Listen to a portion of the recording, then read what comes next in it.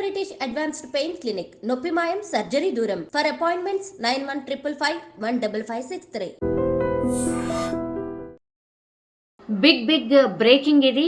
ఎందుకంటే ఫార్ములా ఈ car race కేసుకి సంబంధించి కేటీఆర్కి అయితే ఈడీ అధికారులు నోటీసులు జారీ చేశారు.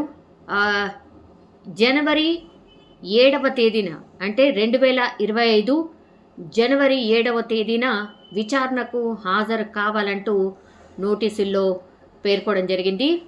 అయితే కేటీఆర్ ఒక్కడే కాదు, కేటీఆర్తో సహా అరవింద్ కుమార్కు సైతం నోటీసులు ఇచ్చారు. సో ఫార్ములా ఈ కార్ రేస్కి సంబంధించి తాజాగా కేటీఆర్కి అయితే ఈడీ నోటీసులు జారీ చేసిన పరిస్థితి. వచ్చే నెల 7వ తేదీన విచారణకైతే హాజరు కావాల్సిందే. అండ్ సీనియర్ ఐఏఎస్ అధికారి అరవింద్ కుమార్, హెచ్ఎండిఏ మాజీ చీఫ్ ఇంజనీర్ బిఎల్ఎన్ రెడ్డిలకు కూడా ఈడీ అయితే నోటీసు జారీ చేసింది.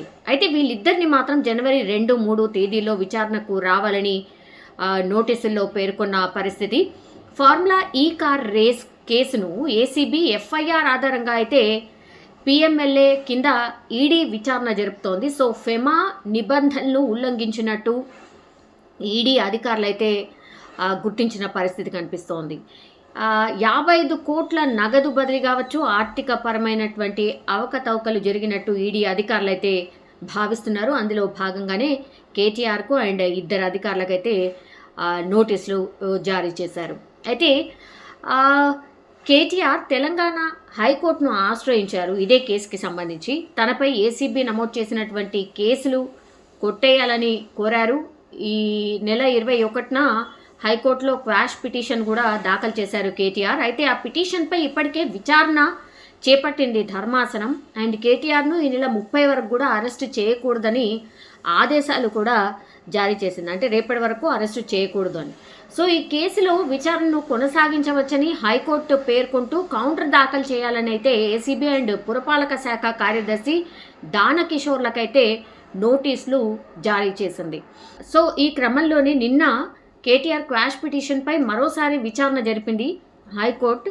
సో ఈ కేసుని మంగళవారానికి వాయిదా వేసిన పరిస్థితి, అంటే 31వ తారీఖు. కేసులో కేటీఆర్ నాట్ టు అరెస్ట్ను ఎత్తివేయాలని ఏసీబీ పిటిషన్ దాఖలు చేసింది. సో కౌంటర్ దాఖలు చేయాలంటూ కూడా కేటీఆర్ అండ్ రాష్ట్ర ప్రభుత్వాన్ని కోర్టు ఆదేశించిన పరిస్థితి అయితే కనిపిస్తోంది. సో కౌంటర్ దాఖలు చేసేందుకు ప్రభుత్వం సమయం కోరింది. న్యాయమూర్తి విచారణను మంగళవారానికి వాయిదా వేసినట్టుగా కూడా ప్రకటించారు. సో ఈ నెల 31 వరకు కేటీఆర్ను అరెస్ట్ చేయకూడదని పోలీసులను ఆదేశించిన సిచ్యువేషన్ అయితే కనిపిస్తోంది. ఇది ఏసీబీకి సంబంధించిన అప్డేట్. కానీ ఇప్పుడు తాజాగా ఈడీ రంగంలోకి దిగింది. ఎందుకంటే ఎప్పుడైతే ఏసీబీ కేటీఆర్ మీద కేసు ఫైల్ చేసిందో అప్పటి నుంచి కూడా ఈడీ ఎంటర్ అయి ఏసీబీకి ఒక లెటర్ రాసింది. లెటర్ రాసి అసలు ఈ కేసు డీటెయిల్స్ ఏంటి, ఈ పూర్తిగా డీటెయిల్స్ మాకు పంపించండి అంటే ఏసీబీ పూర్తిగా ఈడీకి ఒక లేఖ రూపంలో ఈ కేసు డీటెయిల్స్ని కూడా పంపించడం. ఆ తర్వాత ఇప్పుడు ఈ కేసులో ఏసీబీకి సంబంధించిన కేసులో అయితే కేటీఆర్ని అరెస్ట్ చేయొద్దంటూ హైకోర్టు ఆదేశించిన పరిస్థితి. కానీ ఇప్పుడు ఈడీ ఎంటర్ అయింది, విచారణకు పిలుస్తోంది.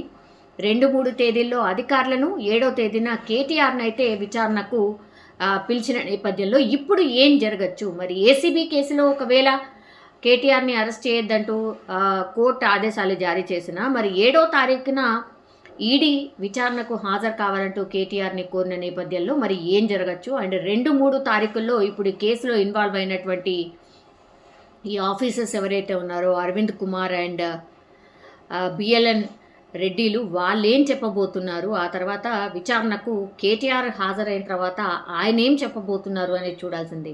ఈ కేసుకి సంబంధించి చాలా టైమ్స్ కేటీఆరే మీడియా సమావేశం పెట్టి అసలు ఇందులో అవకతవకలే లేదు, అసలు ఏసీబీకి ఏం పని, అసలు సంబంధమే లేదు, ఈ కేసుతో నాకు ఎట్లాంటి సంబంధం లేదు అంటూ కూడా ఆయన ఎక్స్ప్లెనేషన్ ఇచ్చే ప్రయత్నం కూడా చేసిన పరిస్థితి. సో మరి ఏం జరుగుతుంది? కేటీఆర్కి అయితే ఈడీ నోటీసులు జారీ చేసింది. సో ఇప్పుడు పూర్తిగా ఒక చర్చ అయితే ప్రారంభమైంది ఈ కేసులో. మరి ఏం జరగచ్చు? కేటీఆర్ జనవరి 7వ తేదీన విచారణకు హాజరైతే మరి ఈడీ నెక్స్ట్ స్టెప్ ఏంటి అనేది కూడా ఇప్పుడు చర్చనీయాంశంగా మారిపోయిన పరిస్థితి. 2024లో అరెస్ట్ అవుతారు కేటీఆర్ అంటూ చాలా టైమ్స్ ఈ వార్తలు వచ్చాయి. కానీ 2025లో మరి ఈడీ ఎంటర్ అయింది. 2025 జనవరి 7వ తారీఖున ఈడీ ఎంటర్ అయింది. కాబట్టి ఈడీ విచారణలో ఏం చెప్పబోతున్నారు కేటీఆర్, ఈడీ నెక్స్ట్ స్టెప్ ఏంటి అనేది చూడాల్సిందే.